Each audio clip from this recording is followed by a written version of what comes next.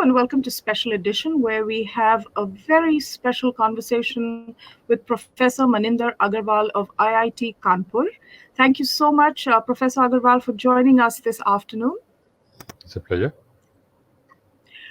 Most of you must have heard and read about Professor Agarwal's study on COVID and the handling of the pandemic in India's most populous state, Uttar Pradesh. We've also seen a lot of the headlines that have been coming from the state and the COVID management.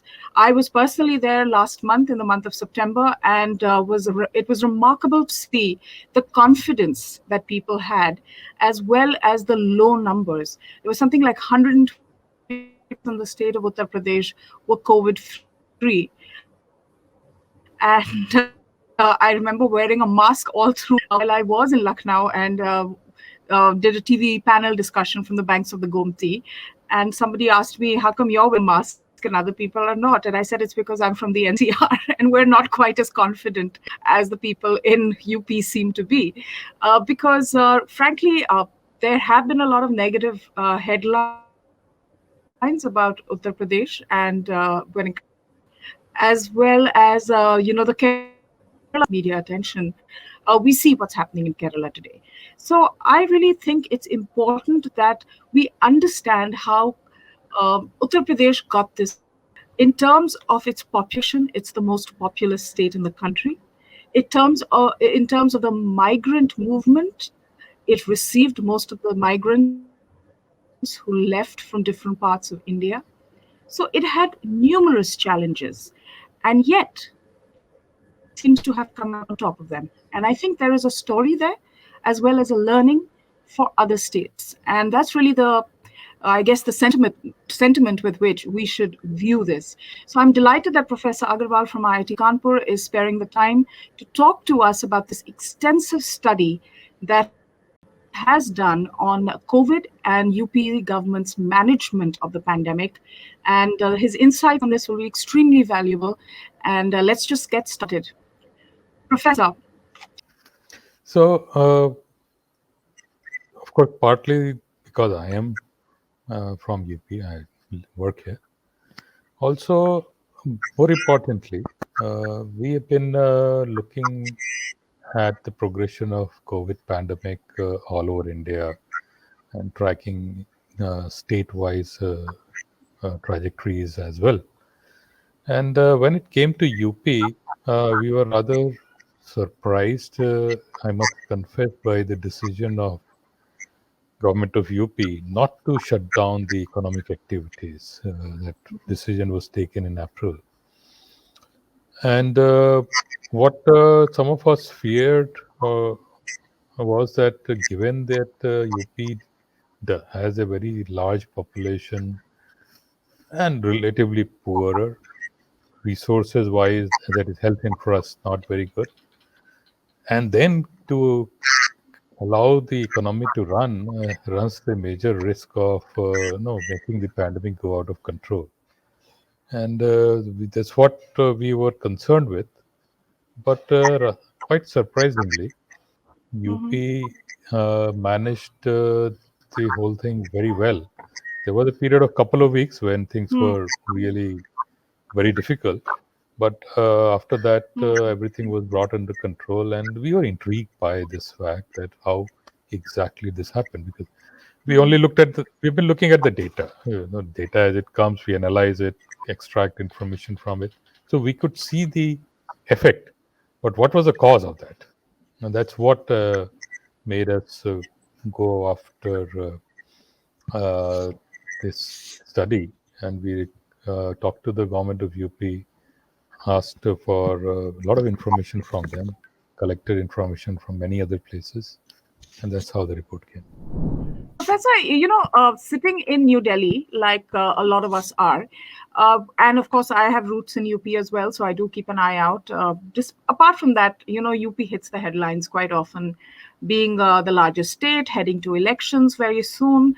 There were some rather disturbing images of the Ganga. And it was this narrative that was created, at least in the national media, or rather the Delhi media, which passes for national media, that the deaths were insurmountable. I mean, there was total chaos, and there were bodies flowing in the Ganges because it was impossible to carry out cremations, and crematoriums were full. What was all this about? I belong to Prayagraj, uh, and I've grown in that city. And I know from my childhood that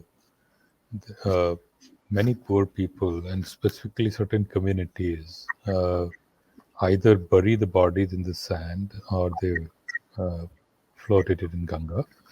They have their own sort of styles, mechanism. So it is the fact that there were bodies floating in Ganga or buried in sand was not a surprise to me because I knew that they always have. Okay. At the same time, of course, it goes without saying that because of the COVID, their numbers must have been larger. And but the narrative or the story that came out was that as if this is the first time it is happening, which is certainly not true. And Hmm. so, if one steps back from it and looks at it in the context of the entire traditions and history, that it only thing that it tells us is that there were, because of COVID, there were many more deaths, and there was a period when things were not fully in control. There was lack of oxygen, lack of health infrastructure in terms of availability of beds, and that unfortunately led to many avoidable deaths. But I must also say at this point You're that absolutely right. I mean, there was. so I just wanted to just add one more Go ahead, point that Professor. yeah, I just want to add to this that uh, the Delta variant, now we know it's how vicious it is. When India was first hit by the Delta in March last this year, and the numbers started climbing up, there was a lot of thought that, oh, how did the governments mess up? Did the people mess up? They did not follow the protocol. They declared victory too early, etc.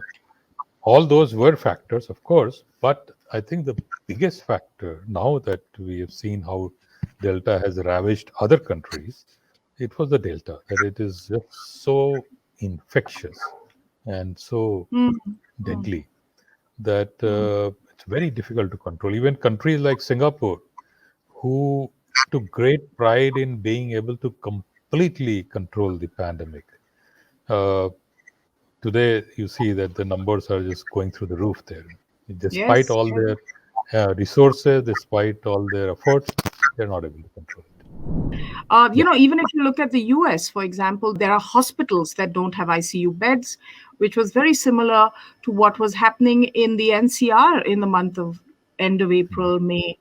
And the kind of devastation the Delta variant has caused has really not taken into account wealth of nations, their health infrastructure, none of that. It's ripped through populations and had a devastating effect. And yet, in India, unfortunately, we saw this narrative being set that India, in some measure, because of the government in power, was not able to combat this virus, and that I think was very self-defeatist. And that's why I think a conversation like some with someone like you is so important, because you've actually studied this and returned with answers as to what went right. And that's important because we're not done with COVID as yet, for sure. There's another variant around the corner. We're more vaccinated than we have been. So that's a good sign. Hopefully, that'll protect us to some extent. But, Professor, what were your key findings from this study? Yeah. So key findings. Firstly, I mean everything emanated from the decision of keeping the economy running.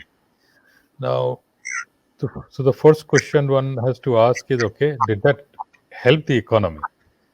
And the answer is quite a resounding yes. And we looked at the, among other parameters, it's a good indicator of how the economy is going along is the unemployment data.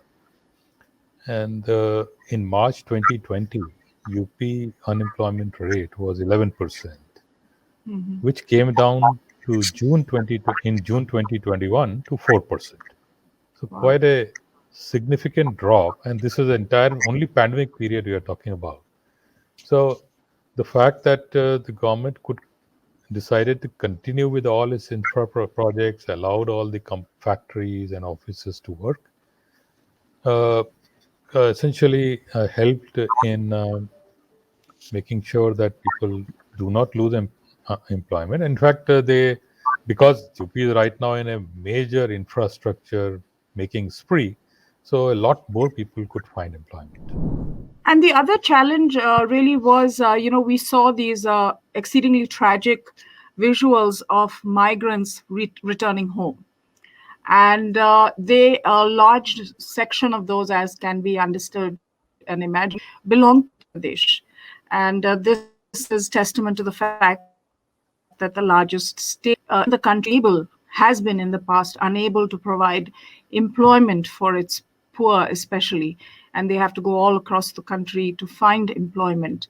Now, when they were returning, this was a huge challenge for the government, not only in terms of handling the pandemic, but also in terms of ensuring that these people found employment and had a reason to stay back. So I know, and this is anecdotal evidence, I'm no scientist, but I know that friends of mine who run factories or have karigar shops, designers, people like that, they're saying that although things have opened up, a lot of their migrant workers from Uttar Pradesh are choosing not to return and they want to stay home and they found employment in Uttar Pradesh. So, can you tell me a little bit about how this happened? Yeah, so it's another very interesting story here. Uh, During the first wave, about 35 lakh migrants returned to the state. And once things went back to normal by November, December last year, many of them returned to wherever they were working, but not all. And Yes. one evidence of that is that this time, during the second wave, only 4 lakh migrants returned. So about one tenth of that. Hmm. Uh, Partly, of course, because many states were open. There was not a complete shutdown, so many activities were going on. Also, partly because a lot of those 35 lakhs migrants never left the state afterwards. And the question is, how was this achieved? Well, this was achieved by doing something at a very large scale. See, UP government ensured or arranged for the transport for a very large number of workers. On one hand, this was a sort of a humane gesture, but also very importantly, this allowed the government to bring them at specified locations where there were facilities for screening them, giving them medication in case they are not well, and also, equally importantly, do their skill mapping. So, no, such large number of workers' skills were mapped, what they are good at, what is their address. Then the respective district authorities were sent these lists saying that, okay, in your area, these are the workers who have returned, these are the things they are good at.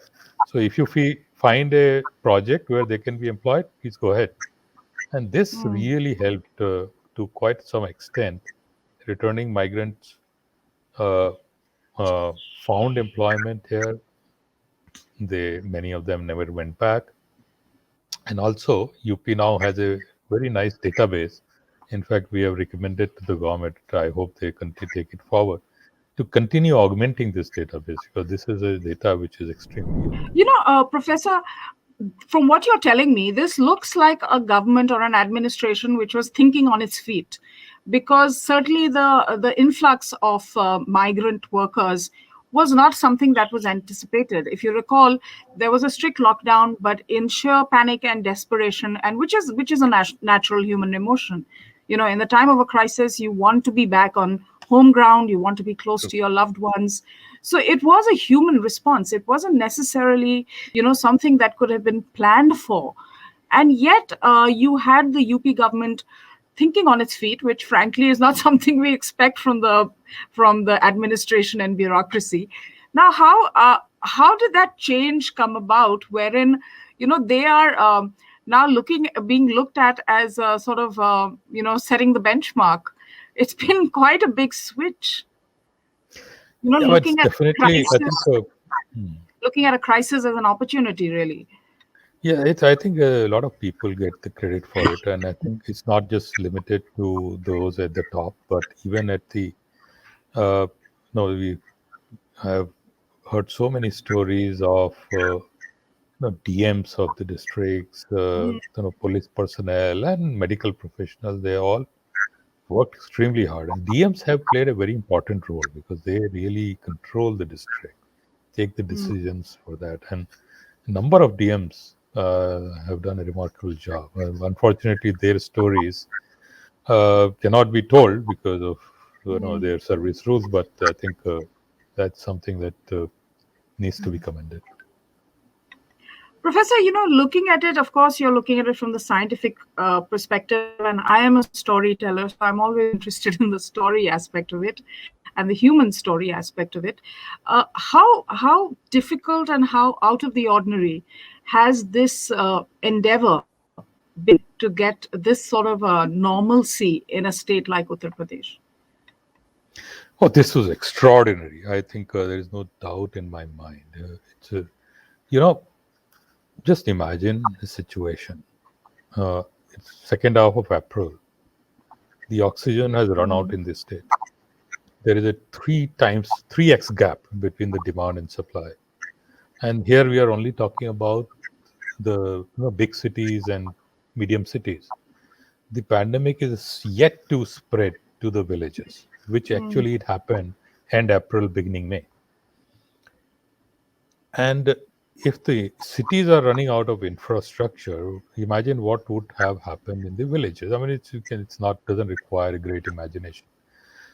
So, and then it would have been absolute complete devastation, really, if you ask me. Now, it is a fact that it was aborted. So that's where we come from. Okay, we saw that it was aborted. And we would like to, then we say, okay, let's understand how it was aborted. And what we realized was the very tremendous effort that went into it. You know, and here, sometimes you luck also plays an important role. Uh, since the current CM took over, he is very passionate. He has been very passionate about controlling Japanese encephalitis in the state. Yes. So he created a village level monitoring committee for Japanese encephalitis, and these committees have been functioning for 3+ years. They and because the CM was constantly reviewing that, so everybody was being active, and of course, there is a big success story of the control of the encephalitis in the state already. Now, what happened with COVID is that these committees were quickly pivoted to becoming COVID monitoring committees because it, this is also an infectious disease. The only thing is that the symptoms are different, but the people are sort of aware that if there is an infectious disease, how to handle it. And at every village level, they had these committees, and plus they initiated a very massive program where for in every village, house to house, people went to check if everything is all right. And this was a campaign carried out at the state level over a period of like couple of weeks, and uh, the scale of that is quite amazing. And some innovations were also done. For example, uh, in villages, you can't expect if somebody is infected for that person to quarantine himself or herself because there is no separate room to lock yourself in. There is possibly just one room where everybody is. Mm-hmm. So what instead they suggested to everyone was that if you are sick, sleep under a tree or stay under a tree, because that will give you fresh air, will allow you to recover quickly. So anybody sick will just shift under a tree in the Mm. village, and that allowed number one, that contact to get lessened from that person to others, and also it's a well-known fact that in this fresh air in the sun, the impact on you recover faster, essentially. Right, right, So right. that helped as well. So there is Mm. there are a number of these things that were done. We have detailed them, some of them in the report. I don't think we could get hold of everything. There was a sort of we had set ourselves a deadline that we don't want to spend time more than a certain, like, couple of Mm. months on this. So that sort of tied our hands. Otherwise, one can pull out more and more such stories. I would love to take a look at your report in full if that is available, and I It's would really. available. It's available on IIT Kanpur website, my Oh, website. lovely. Okay, It can be lovely. downloaded, both Oh, Hindi and wonderful. English versions. Oh, wonderful, wonderful. Because I would really like to read it, and in fact, in the month of September, I had an opportunity to interact with the Uttar Pradesh CM, and I told him, I said, your COVID management has been great, but your media management hasn't been that good. So he started laughing because really, I mean, what UP has achieved with controlling this pandemic and has been incredible. And the CM himself was on the ground, was rushing to areas, unmindful of his own health. And he was almost, you hear of storm chasers in the US who go after cyclones to study them. In UP, you kind of had a different situation. Here, you had like a CM who was almost a pandemic chaser. So Mhm. whenever there was a report of the infection spiking in a particular part of his state, he would just head there, True. and that must have really activated the bureaucracy, to have Yeah, him in their absolutely. midst and paying this kind of attention. Yeah. I mean, there is one graphic which we have uh, presented in the report. It's a Mhm, very telling graphic. We all know what is test positivity rate, and we keep measuring mhm, what is the test positivity rate, and based on that decide what is happening. Uh, what we have defined is a slightly modified version of test positivity rate called normalized test positivity rate, or NTPR in short. mhm, This is mhm, NTPR is a ratio of test positivity rate, and which is divided by the percentage of infected population at that time. So it's a ratio of these two. So what NTPR tells us is some very interesting information about the strategy used. Let's take NTPR. If suppose NTPR is around 1, which means test positivity rate is roughly same as the percentage of infected population. mhm, This means that effectively what the testing strategy is to randomly pick a person and test, because that if your 20% population is infected and you randomly pick one person, you will get 20% as test positivity rate. So the ratio will be 1 or close to 1. On the other hand, if test positivity rate is way above 1, say 2 plus 1, this means that there is a selective testing going on, that you are probably focusing more on the symptomatic case and their immediate contacts, mhm, because mhm, you are detecting more than what the percentage infected population is, much more actually.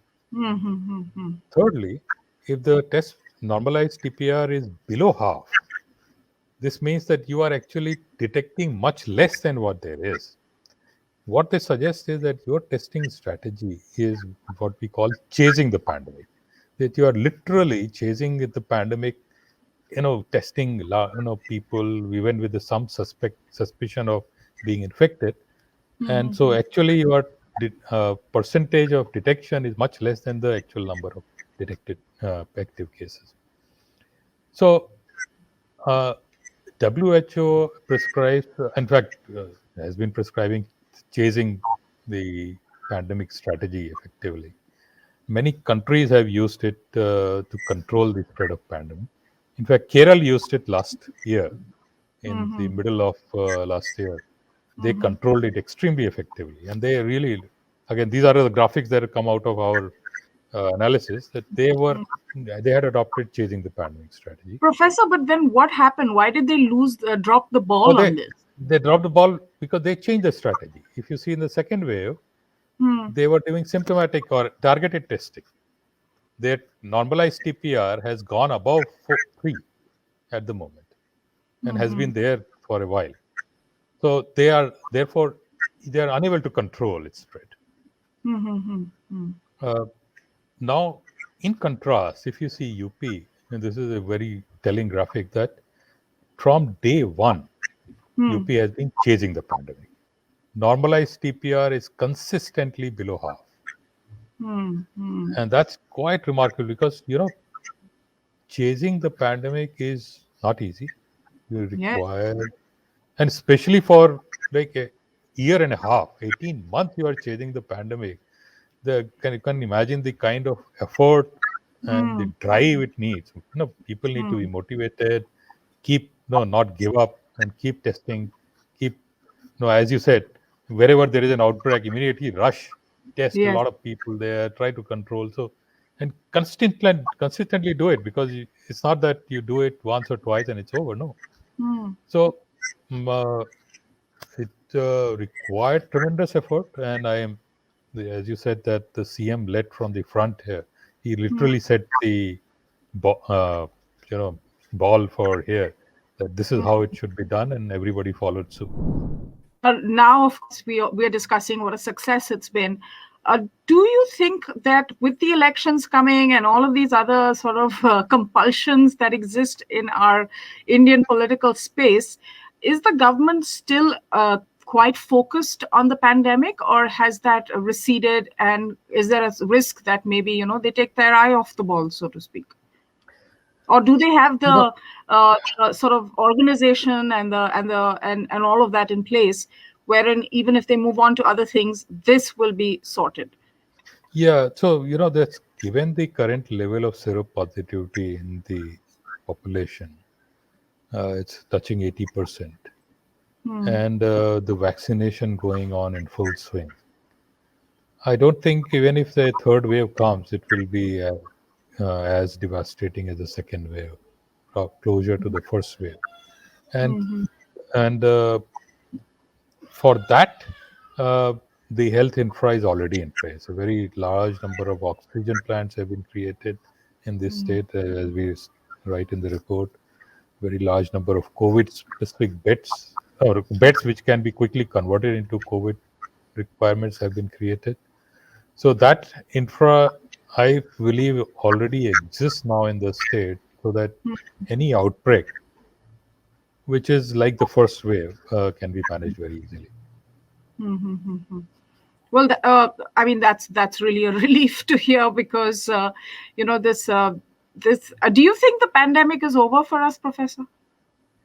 Do you think we're nearing the end? I mean, what We are is your nearing there. take? Yes, We're I nearing believe the we are end. nearing there. Yes, in many states, including UP, Hmm. we are in the what is called endemic stage. Endemic stage is when the numbers remain small Hmm. almost Hmm. forever. So Hmm. there's just a small fluctuations above and below, but more or less everything stays small. So I believe we are UP, Bihar, Rajasthan, Gujarat. These are the states where we have hit the endemic stage. Oh, that's excellent news, really. And Professor, have you had people from other states contact you for this study, and is it being taken seriously in that sense? Because I really think it should be, and we shouldn't let partisan politics get in the way of this. That is rather amusing to me, frankly, to find. I mean, I post many things on Twitter, and I noticed that there is a set of people who immediately start criticizing if I post post something positive about UP. Hmm. Uh, it's strange. I mean, I can understand that you have, you there are political viewpoints, ideological viewpoints, and everybody has a right to have those viewpoints and criticize others. However, what I am doing is looking at the data, analyzing it, and presenting it. Now, if you Hmm. have to criticize, you say, okay, the data is wrong. For that criticism is a fair criticism because, after all, data is not perfect. Hmm. But if you But that doesn't happen very rarely. It's mostly simply that, oh, you have sold your soul to the government or party and I so on. know. I I know. find that bizarre. But of course, these things don't affect me because I have a very simple principle in my life that Hmm.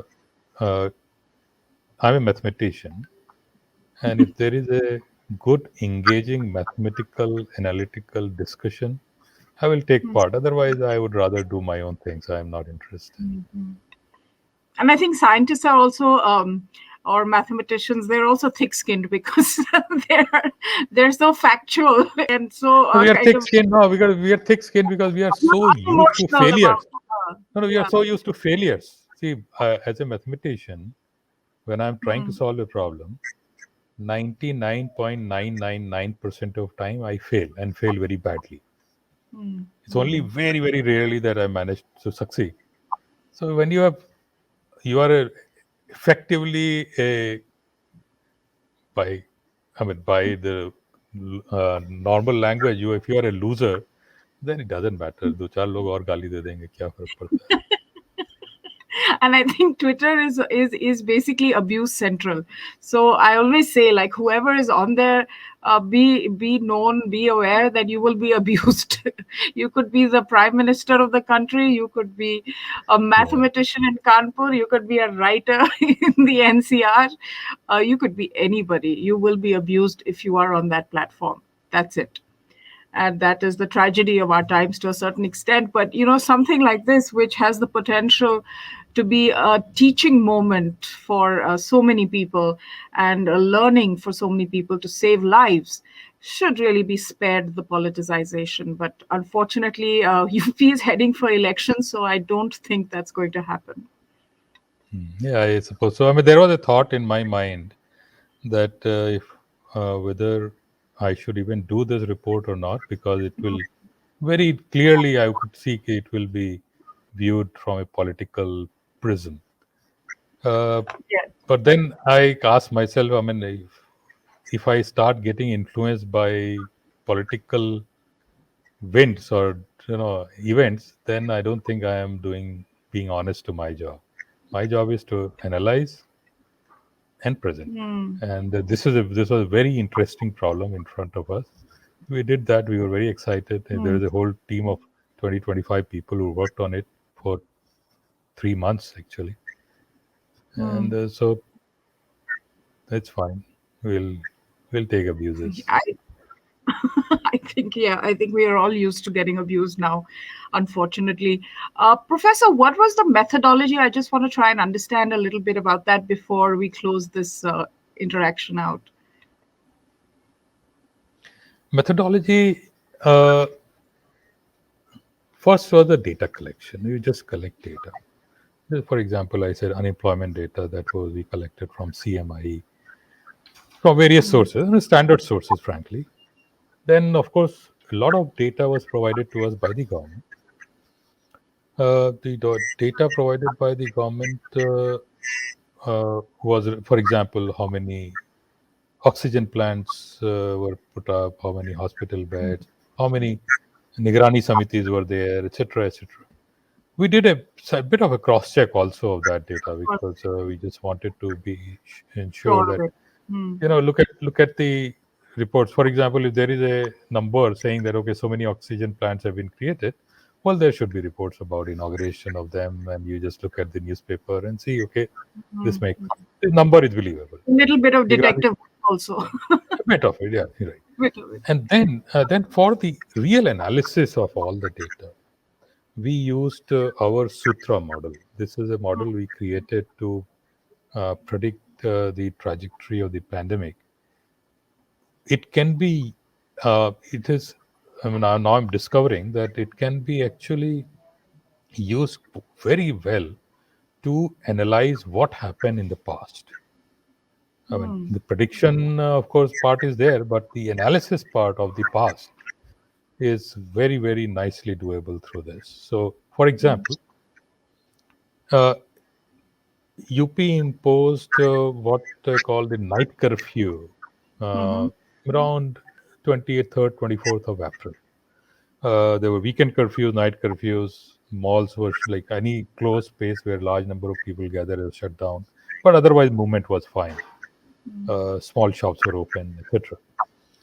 So, what was the impact in terms of controlling this spread? So, we Hmm. have a parameter called contact rate or the Hmm. spread rate in the Hmm. model. And by feeding in data into this, what we saw was that the contact rate was zero point 0.6 earlier, and within a week of this restrictions, it came down to zero point 0.3, so half Hmm. of that. And then we looked at other states that what was many states actually had imposed very strict lockdowns. Hmm. Where did the contact rate reduce to there in those states? We found that the contact rate reduced in those states also to zero point 0.3, some in 0.28, some even 0.25. But the point is that Hmm. Hmm. even with a reasonably mild restriction measures, Hmm. UP achieved a good reduction in the spread rate. Now, this came out of the model. Otherwise, it was really literally impossible to quantify Correct. what was the impact. No, no, absolutely. And common wisdom is that stay home, stay safe. You Yes. know, that's the layperson's understanding. That's Mhm. my understanding, and has been for a long time, ever since this started. So the fact that you're able to quantify this and be able to say that, look, you can have a restricted lockdown and achieve the same rate of infection as one as somewhere else that has a very strict lockdown, is liberating, frankly. Yeah, but also I want to keep in mind that this requires very hard work. Let me give you an example. Hmm. Uh, you don't want to shut down localities. Hmm. So wherever there is an outbreak, you immediately create, this is what UP did, they created micro containment zones, like 10 houses, or whatever, some number, very small number, for a short period of time until it subsides. Then you lift it off. So just Hmm. imagine in a city like Kanpur, at any time, there will be like multiple micro containment zones popping up and popping off. And you have Hmm. to be right, no, on top of all of them to Hmm. Hmm. ensure that the containment zones remain containment zones. I keep identifying new ones, keep releasing old ones. So it's a very dynamic and very effort consuming process. And so yes, you can manage it with without shutting down things. And other countries have shown, for example, South Korea never shut down, uh, Hmm. but they just contained it. It's a very very similar strategy. But of course, their population is a lot less. People are a lot more, let's say, aware. Dis- You know, Disciplined also. disciplined as We're well. not Absolutely, we're a not lot more disciplined disciplined as also. people. So So, they have those advantages. They hmm. have a lot more resources as well. So to Hmm. achieve something similar in UP was quite remarkable. Gujarat did it. Gujarat also did not shut down the economy, Hmm. and somewhat similar, although we have not looked at it in detail. Hmm. But again, comparing Gujarat to UP would not be fair. I mean, Gujarat again has certainly Hmm. less dense population, again more disciplined population Hmm. than Hmm. UP, etc. True. True. Well, it's been so interesting chatting with you, Professor. Thank you for sparing the time. I'm going to read this very carefully, because I think what you've done is fascinating. And it's such, and one almost feels like uh, the UPCM, like you said, his experience in his own constituency of Gorakhpur with Japanese encephalitis was something that really geared him up to, mentally handle something like a pandemic, because you have to get your mind straight in order to be able to fight this. I think that's the first step. And just like you mentioned, pivoting those Japanese encephalitis observation committees at the village level to then take over the role of observing COVID is just genius. It's so clever and so timely. So a lot to learn from this report, a lot to understand. I really do hope that partisan politics will not dismiss it quite as easily as they tend to, and we're able to save more lives. Thank you so much, Professor, for joining us this afternoon, and I really look forward to more conversations with you. Sure, look forward to it.